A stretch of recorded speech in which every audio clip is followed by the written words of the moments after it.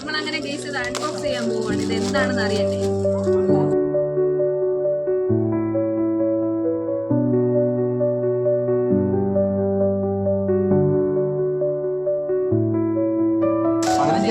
ഇതെന്തെങ്കിലും ഉപകാരമുള്ള സാധനമാണെന്ന് അറിയില്ലേ?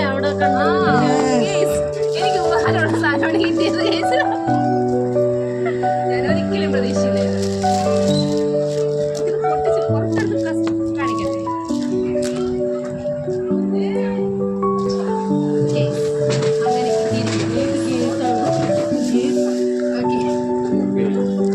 അങ്ങനെ പൊളിയല്ലേ കേസ്?